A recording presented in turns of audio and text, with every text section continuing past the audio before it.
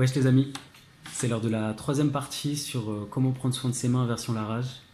J'espère que les conseils précédents ont pu aider certaines personnes à réduire cette habitude ou au moins à une prise de conscience sous un angle différent. Selon ma thérapeute énergéticienne, mordre ses ongles et plus si affinité, ça permet de stimuler les débuts et fins de méridiens de l'acupuncture pour faire circuler l'énergie. C'est peut-être ça qu'on cherche, sans le savoir, quand on se mord les doigts. Stimuler notre énergie, trouver des forces. Ce qui paraît logique quand on sait que ce comportement il est fortement provoqué par l'anxiété ou le stress. Un autre collègue médecin traditionnel chinois me disait que pour tel client, c'était peut-être nécessaire qu'il se ronge les ongles pour stimuler quelque chose de précis dans son corps.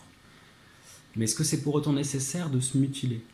En acupuncture, on met des fines aiguilles avec précision et délicatesse, on ne met pas des coups de hachoir sur les points d'énergie. Donc pour se stimuler l'énergie qui vient des mains, pourquoi ne pas essayer de masser les mains complètement ou de masser les doigts? Voilà, ça peut être une autre manière de faire. Je parlais tout de suite de la notion d'habitude. Une habitude, c'est quelque chose que l'on crée, c'est quelque chose que l'on s'impose à soi-même, même si ça passe dans l'inconscient, ça reste volontaire. Là, on a plutôt affaire à un réflexe, quelque chose qui est stéréotypé, qui est involontaire et qui est inconscient. Et pour réduire la propension qu'a la main à venir au visage, je vais vous partager une approche différente qui est basée sur la notion de réflexe archaïque ou les réflexes primordiaux. C'est les mouvements de base instinctifs du fœtus et du nouveau-né.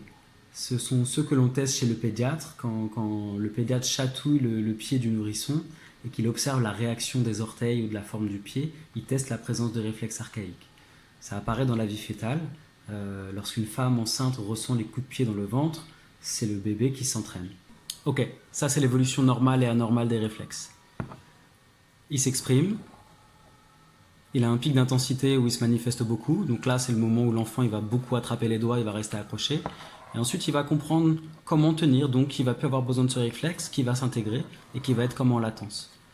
Un réflexe anormal, il va s'exprimer un peu et il va rester toujours présent. Il va jamais disparaître parce qu'on n'a pas fait les bons exercices, parce qu'on n'a pas été stimulé, parce qu'on a eu un souci. Ça peut aussi revenir plus tard dans la vie après avoir été intégré face à un traumatisme en tout genre, physique, psychologique, toxine, quoi que ce soit. Donc voilà, ils ont différentes manières de persister dans le temps.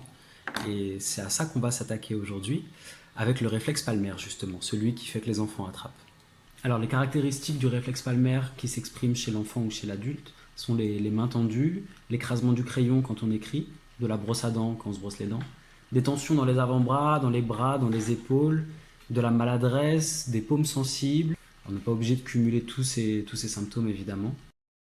Quand le réflexe palmaire s'exprime, la main a une forte propension à venir au visage pour toucher les yeux, le nez, la bouche et à rentrer dans la bouche justement. Alors à distance, je ne peux pas vous normaliser ce réflexe, c'est une séance qui se fait où il faut être au calme et il faut hyper stimuler la zone, mais je peux vous faire découvrir les exercices qui sont associés pour détendre cette partie du corps et détendre un petit peu le réflexe tout de même. Ok, il va y avoir 3 exercices, ça représente à peu près 10 minutes de travail par jour. Le premier exercice, ça va être le paume à paume. Vous mettez les mains au niveau du plexus et vous allez les coulisser l'une après l'autre vers l'avant jusqu'au maximum que vous puissiez, une à la fois. Quand vous êtes au max, vous revenez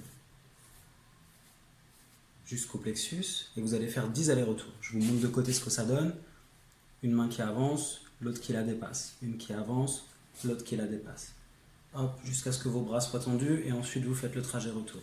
Essayez pendant que vous le faites de détendre tout ce qui n'a pas besoin d'être contracté. Deuxième exercice, ça s'appelle la flèche. Vous tenez droit, vous étirez les bras vers le sol en descendant les épaules et vous venez sortir les doigts et les mains vers l'extérieur. Vous devriez sentir une tension dans les doigts, les mains, les avant-bras. Vous allez maintenir pendant 10 secondes la position, relâcher pendant 10 secondes et vous faites ça en tout pendant 3 minutes.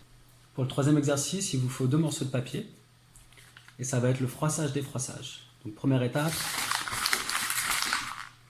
deuxième étape. Vous répétez ça 10 fois. En bonus, je vous file 3 exercices en plus que vous pouvez faire pour ceux qui ont les mains tendues, les avant-bras tendus à cause du sport, du boulot ou de la tension générale. Vous utilisez une gourde ou une bouteille. Ce que vous allez faire, c'est vous en servir comme rouleau à pâtisserie, sauf que la pâte elle est au-dessus. Et vous venez rouler en appuyant. Alors vous pouvez vous mettre debout pour mettre plus de poids, vous pouvez appuyer avec votre main et vous allez rouler tout le long des muscles à l'intérieur de l'avant-bras. Vous pouvez faire sur la face extérieure aussi. La version en dessous pour les mains et surtout les muscles du pouce. Pareil, vous venez rouler Vous venez écraser vos muscles. Ne faites pas ça sur une surface qui glisse, sinon vous allez partir en cacahuète. Et troisième exercice, ça va être d'étirer la main et les avant-bras de manière dynamique. Donc, votre pouce en dessous qui va faire levier et qui va appuyer sur la main. Vous étirez les doigts, vous étirez la main, vous étirez le poignet, vous étirez le coude. Ça fait un mouvement de vague comme ça. Ça, vous pouvez le répéter une dizaine de fois aussi, de chaque côté. Et après ça, vous aurez les mains légères. Essayez de faire les exercices pour les réflexes archaïques une dizaine de jours. Et les 3 exercices bonus, ça vous pouvez les faire n'importe quand, à n'importe quel moment de vos vies. N'hésitez pas à me donner vos feedbacks, à me poser vos questions s'il y a des choses qui n'étaient pas claires ou si vous voulez me présenter des cas particuliers. Et même à m'envoyer vos vidéos de vos exercices si vous le souhaitez. Voilà, maintenant avec les 3 vidéos, vous avez découvert un peu ma méthode pour prendre soin globalement des mains. Je vous ferai le petit récap des exercices à la fin de cette vidéo. D'ici là, continuez de donner du love à vos mains, à vous couper les ongles courts et bien arrondis si ça vous aide, à bien hydrater les peaux, à vous masser les mains, à vous faire du bien. Peace.